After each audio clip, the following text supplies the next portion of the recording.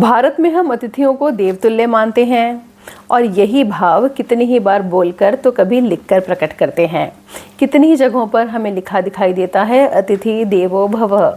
क्या यह लिखना सही है? इसमें कोई संदेह नहीं कि भाव बिल्कुल सच्चे हैं, लेकिन लिखने में त्रुटि हो गई है। कैसे? देखिए, यह आदर्श वाक्य मूल रूप से हमें मिलता है तैत्तिरीय उपनिषद में। तैत्तिरीय उपनिषद के शिक्षावल्ली भाग में जब गुरु अध्ययन पूर्ण होने पर अपने शिष्य को विदाई देता है तो उसे व्यावहारिक जीवन के कुछ नैतिक निर्देश भी देता है।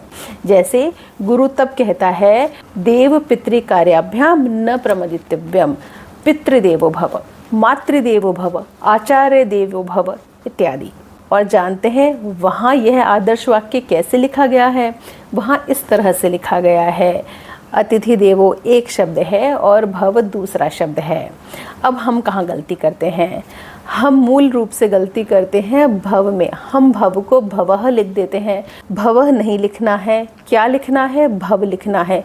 क्यों लिखना है? इसलिए लिखना है कि मूल धातु है भू। भू का अर्थ होता है होना। जैसे ब्रह्मा विष्णु महेश को हम कहते हैं स्वयंभू, अपने आप उत्पन्न होने वाले। और भवती भवतः भवंती तो आप सबने संस्कृत में पढ़ा ही होगा। जब भू धातु से आज्ञार्थक रूप बनाया जाता है तो बनता है भव, ना कि भवः।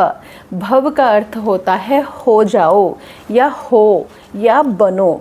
तो भू का अर्थ होना है तो भव का अर्थ है हो जाओ, बन जाओ। तो हमने देखा कि एक तो हमने अतिथि देवो भवः लिखा गलत। इसे आप अतिथि देवो एक साथ लिखिए और साथ में भव लिखिए, भवः मत लिखिए। दूसरी गलती हम एक और करते हैं, हम इसका अर्थ लगाते हैं अतिथि देवता है या अतिथि देवता समान है। बिल्कुल नहीं, इसका अर्थ यह नहीं बनता। भाव भले ही यह बनता है, लेकिन इस महान वाक्य का शाब्दिक अर्थ यह नहीं है। इसका अर्थ है अतिथि को देवता मानने वाले बनो।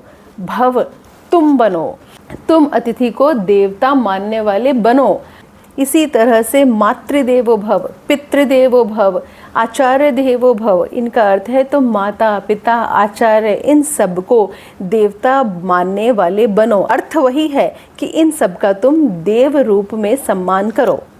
लेकिन जो सबसे महत्वपूर्ण बात है वह यह है कि हम इसे लिखते भी आमतौर पर गलत हैं और इसका शाब्दिक अर्थ भी गलत जानते हैं।